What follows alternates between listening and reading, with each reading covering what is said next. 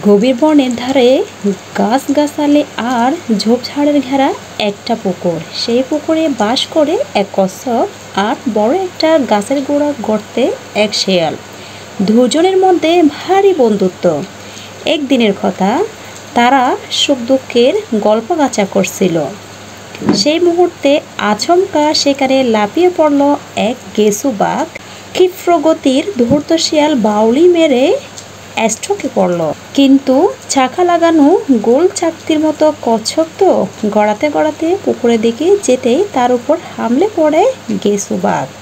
পা দিয়ে তাকে চেপে ধরে ঘাড় মটকাতে গিয়ে দেখে ভারী বজ্জাত আর কৌশলী তার শিকার। ঘাড় নেই, গলা আছে, তবে সুরুত করে তাকে শরীরের ভিতর লুকিয়ে ফেলে।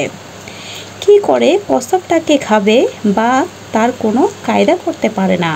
কচ্ছপের পিঠে আবরণ এত শক্ত যে তাতে দাঁত ফুটে না, নখ বসে না। কোনো রকমে জুত করতে না পেরে বাঘ এদিক ওদিক তাকায়। উপায় খুঁজে শেয়াল তখন আপন ডেরার নিরাপদ আশ্রয় থেকে মুখ বার করে একটু ফিসকে হাসে। তারপর বলে, ভাগ্নে, তুমি এক নকশার জিভ খেয়ে ধরেছ।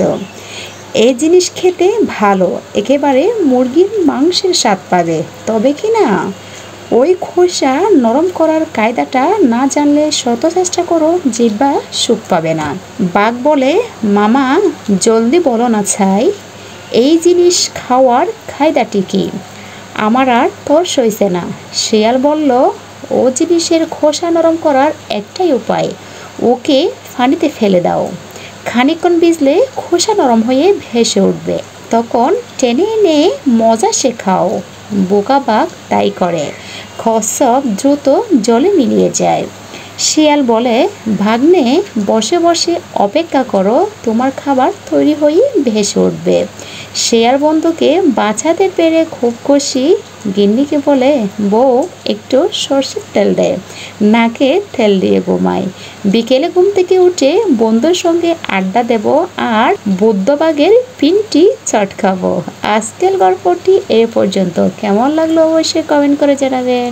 তুই যদি বলতে পারিস এই ব্যাগে কি আছে, তাহলে ব্যাগের সব ডিম তোর। আর যদি বলতে পারিস ব্যাগে মোট কয়টা ডিম আছে, তাহলে এই ব্যাগের 6টা ডিম তোর। আর যদি তুই বলতে পারিস যে ডিমগুলো কিসের ডিম, তাহলে এই ডিমগুলো পাড়া মুরগিটাও তোর ডিম। দ্বিতীয় মাতাল, দোস্ত তুই কিছুই তো বুঝতে পারিসনি, দোস্ত কিছুই তো বুঝতে পারছি না, কোনো একটা ক্লো দে। আমার আজকের গল্প দুইটা কেমন লাগলো প্লিজ কমেন্ট করে কমেন্ট বক্সে জানাবেন। ধন্যবাদ সবাইকে।